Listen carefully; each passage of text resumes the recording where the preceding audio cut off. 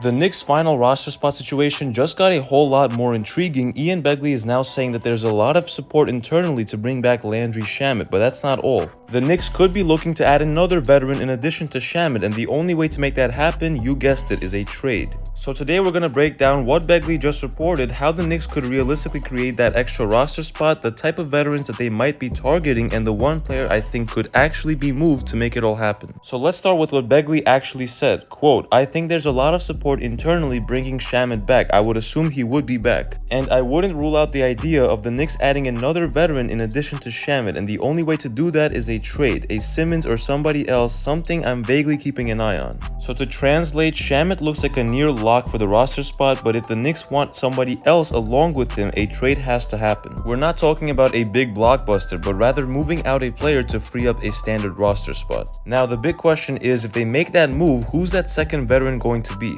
Begley specifically mentioned Ben Simmons as a possibility, but we've discussed him plenty already. Spacing concerns, health risks, mental side of the game, the New York City pressure, and it's safe to say most fans are skeptical. Now, other realistic names include Delon Wright, who's a defensive backup guard, and maybe even a guy like Malcolm Brogdon if the price is low enough. But here's the thing, will any of these bigger name veterans be happy sitting on the bench? Because Mike Brown's rotations historically max out around 10 players. That means whoever this is, they might just be insurance depth and not a consistent rotation piece. If Shamet is indeed in the building, he's already fighting for minutes behind Deuce McBride, Jordan Clarkson, and possibly Josh Hart in certain small ball looks. So adding Simmons or Brogdon, you have to ask, are they willing to be the 11th man, and are they fine with some nights not even getting into the game? Because if not, this whole plan falls apart before it starts. Now let's talk about who could be traded to make room for this extra veteran. I keep coming back to Tyler Kolek, and here's why. He will be 25 years old next year, so it's not like he's 20 years old and has a lot of time to improve. And there does not seem to be any clear path to playing time this season, with McBride, Clarkson, and potentially Shamet ahead of him.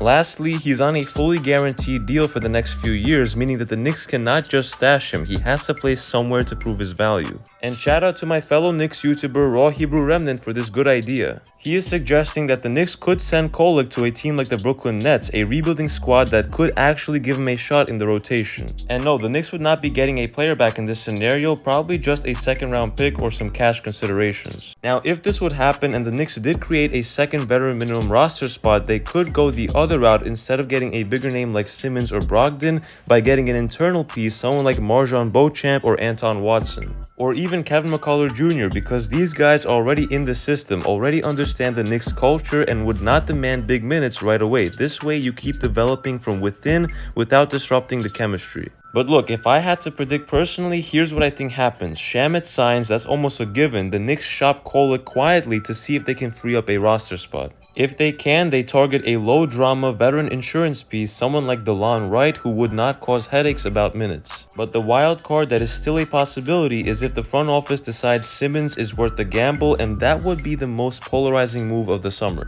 as us Knicks fans are very divided about this topic with Simmons. So to my fellow Knicks fans, what do you think? Do you want to see the team add another veteran along with Shamet, and does that even make sense, or should they just roll with what they've got right now? And if they do make that move, who's your pick for that final roster spot? But as always, if you enjoyed this video, make sure to hit that like button and sub to the channel for more Knicks news and updates you will not want to miss. It's been KNYT here, and I'll see you guys in the next one.